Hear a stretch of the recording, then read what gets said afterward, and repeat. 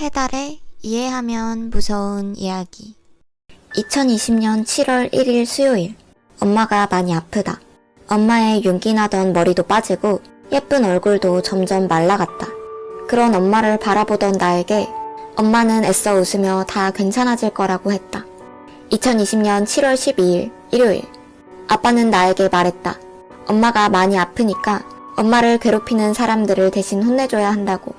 나는 그 말을 듣고 활짝 웃으며 자신있게 알겠다고 대답했다. 2020년 9월 3일 목요일. 아빠는 요즘 집에 잘 들어오지 않는다. 그리고 엄마는 가끔 들어온 아빠를 보면 항상 화를 내거나 눈물을 흘렸다. 2020년 10월 17일 토요일. 오늘은 아빠의 두 번째 결혼식 날이다. 아빠는 내가 이곳에 찾아와서 조금 놀란 것 같았다. 나는 아빠에게 축하한다며 음료수를 건넸다. 아빠는 그걸 마시자마자 곧바로 잠들었고 입에는 침이 아닌 거품이 흘렀다. 나는 아빠의 귀에 대고 속삭였다. 아빠, 난 아빠 말을 잘 들었을 뿐이야. 해석. 아이의 아빠는 아이에게 아픈 엄마를 괴롭히는 사람은 혼내줘야 한다고 당부했고, 아빠의 말대로 아이는 바람을 피워서 엄마를 괴롭게 만든 아빠에게 잔뜩 혼을 내줬습니다. 나는 다리 위에서 강으로 뛰어들려고 하는 사람을 봤다.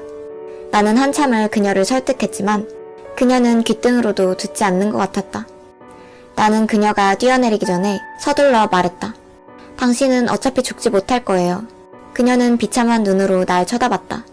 관심을 끄는 데 성공한 나는 아무 말이나 내뱉었다. 나는 미래를 볼 수 있어요. 당신을 사랑하는 사람들이 있어요. 그 사랑이 당신을 죽지 못하게 만들 거예요. 죽더라도 다시 태어날 거예요.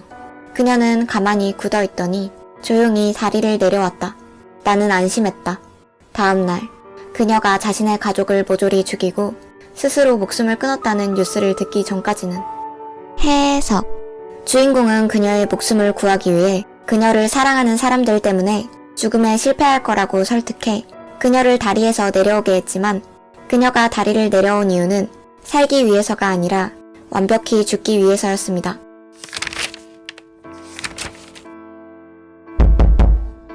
드디어 탐정님이 우리 집에 도착했어. 무슨 사건이 있었냐면 내 남편이 실종됐거든. 나는 언덕을 올라오느라 고생했을 탐정님을 위해서 복숭아 나무에서 복숭아를 따서 맛있는 파이를 만들었어. 탐정님은 파이를 아주 맛있게 먹더라. 그러면서 파이가 너무 맛있어서 레시피가 궁금해진다고 말했어. 레시피는 남편의 살을 품고 있는 언덕 위에 열린 복숭아 나무에서 딴 싱싱한 복숭아와 그의 뼈를 곱게 갈아 넣은 것과 밀가루와 섞어 만든 반죽뿐이었기 때문에 난 그저 싱긋 웃고 말았어. 너무 심한 거 아니냐고? 내 남편은 내가 괴식을 한다는 이유로 나를 수개월이나 감금했는걸? 이 탐정은 남편이 나를 찾는 척했을 때 고용한 멍청한 탐정이고 모르는 게 약이지 뭐. 어차피 이 멍청한 탐정은 죽을 때까지 아무것도 알지 못할 거야.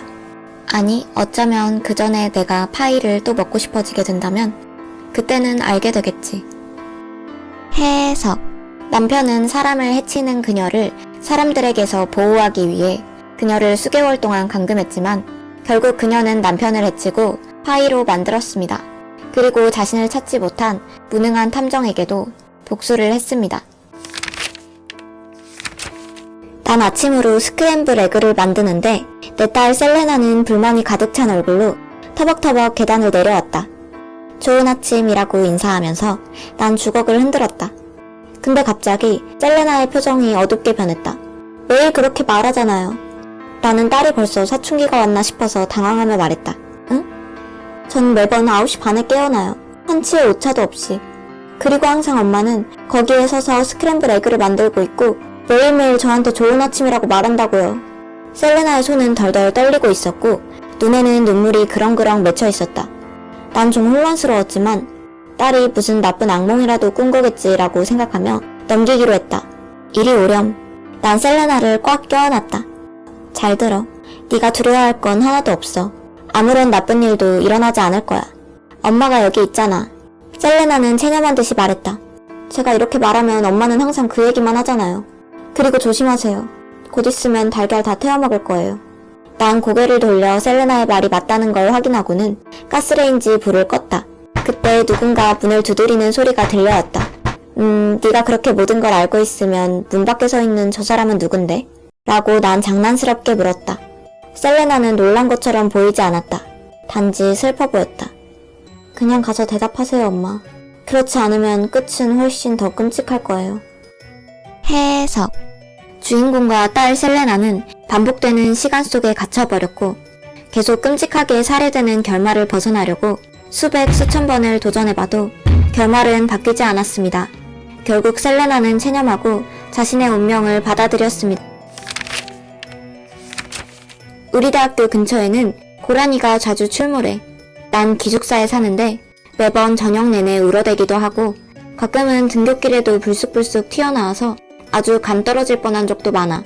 그런데 오늘 밤은 진짜 심하더라. 귀를 틀어막고 겨우겨우 잠들었어. 다음날 퀭한 눈을 하고 밖으로 나갔는데 난 어제 그 소리를 무시한 걸 조금 후회했어. 해석. 고라니가 우는 소리는 여자의 우는 소리와 꽤 비슷합니다. 하지만 주인공은 고라니가 우는 소리에 익숙해져서 그날 밤도 고라니가 운다고 생각해서 그 소리를 무시하고 잠들었지만 다음날 일어나 보니 그 소리는 살인마에게 쫓기던 여자가 죽기 전 내지른 마지막 비명소리라는 것을 깨닫고 주인공은 그 소리를 무시한 것을 후회했습니다. 난 모태솔로였다. 몇 달 전까지는.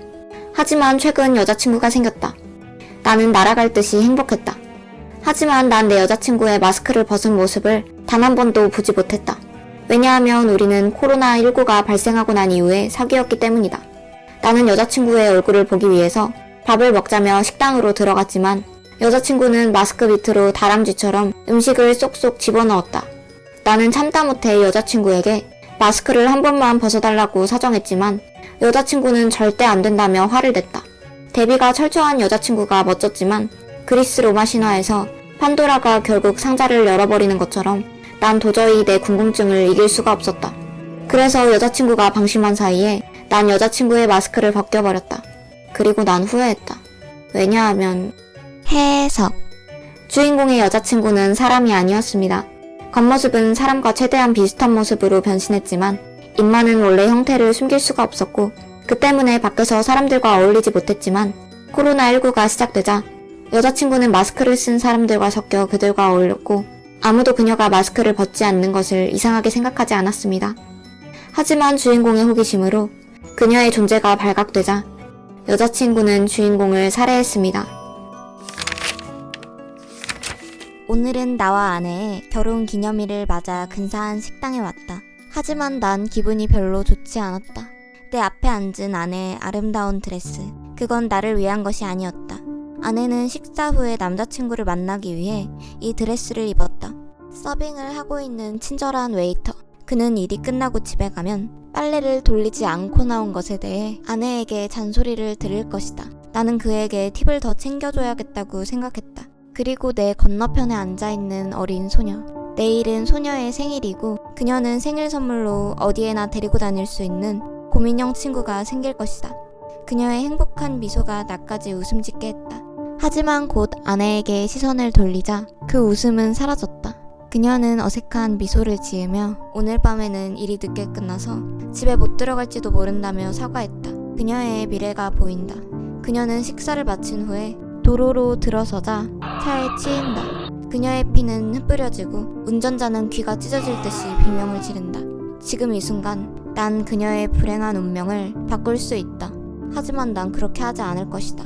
난 그녀에게 웃으며 대답했다. 기다리고 있을게. 해석.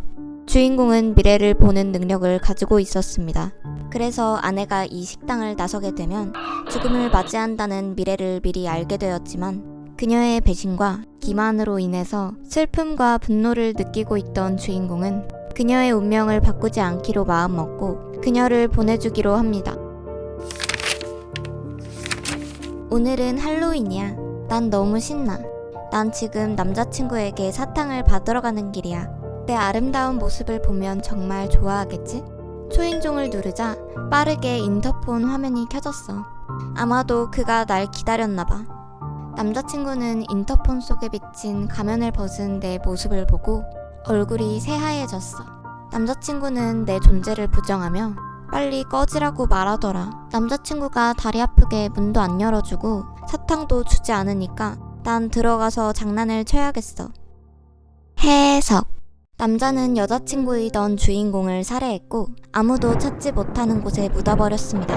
하지만 할로윈에 주인공이 해골이 된 채로 집으로 찾아오자 남자는 패닉에 빠졌습니다. 그리고 주인공은 자신을 죽이고 사탕도 주지 않는 남자친구에게 장난을 칠 것입니다. 딸은 나에게 물었다. 슬픈 진실이 좋을까 아니면 행복한 거짓말이 좋을까? 라고 물었다. 난 슬픈 진실이 좋다고 얘기했다. 사실은 이 질문을 받고 양심이 콕콕 찔리는 기분이었다. 나는 딸에게 말하지 않은 것이 있었기 때문이다. 하지만 슬픈 진실이 더 좋다는 말은 거짓말이 아니다. 그저 아직 말하지 못한 것일 뿐이니까.